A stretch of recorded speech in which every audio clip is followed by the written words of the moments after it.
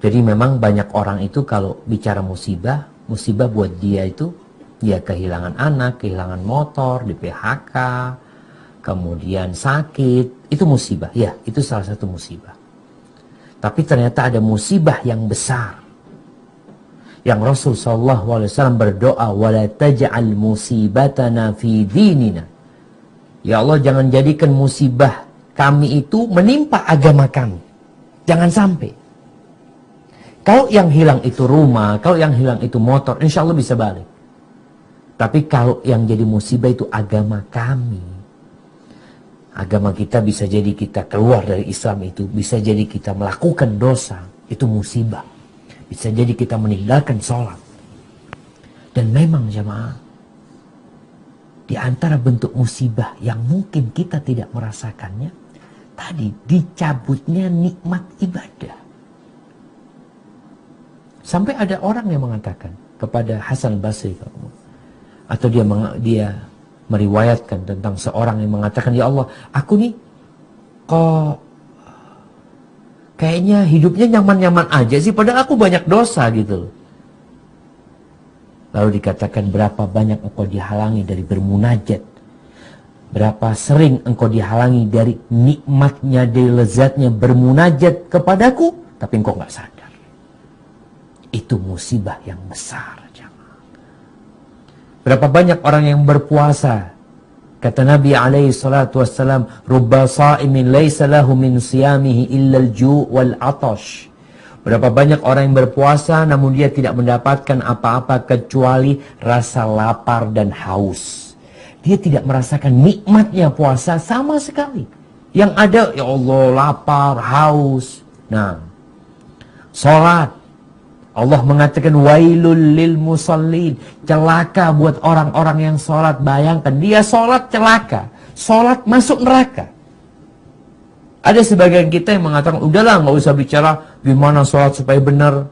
Sekarang kita bicarakan orang yang nggak sholat itu tuh yang nggak benar. Iya betul, orang yang nggak sholat nggak benar, perlu kita perbaikin. Tapi orang yang sholat pun perlu diperbaiki, karena ada orang sholat masuk neraka.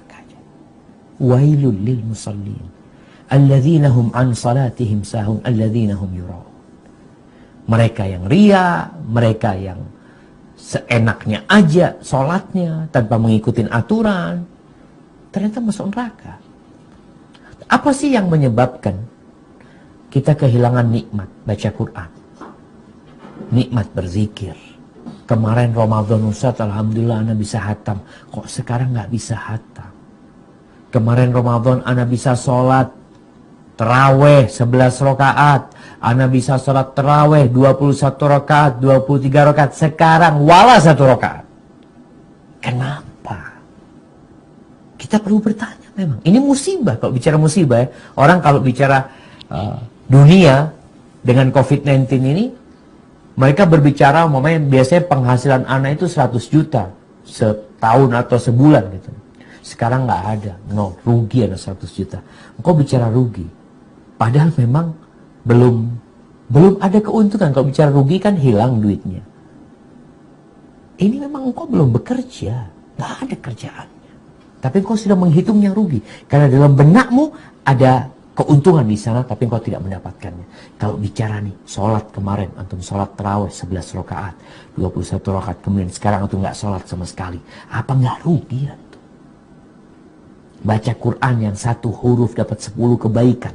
Kemarin Ramadan antum baca, sekarang antum nggak baca. Apa nggak rugi? Itu musibah. Apa yang menyebabkan musibah itu menimpa di kenikmatan kita beribadah? Dosa. Dosa. Dan salah satunya adalah ambisi dunia. Kadangkala kita nih bicara dosa itu dosa. Enggak, anak enggak berzina, anak enggak ini, iya. Tapi ada dosa di hatimu. Atau suudzon sama Allah SWT. Enggak menerima dengan takdir Allah SWT.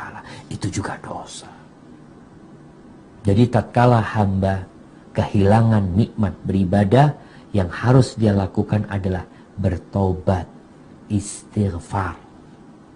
Baik dari dosa yang dia ketahui atau yang dia tidak ketahui. Nabi mengajarkan itu.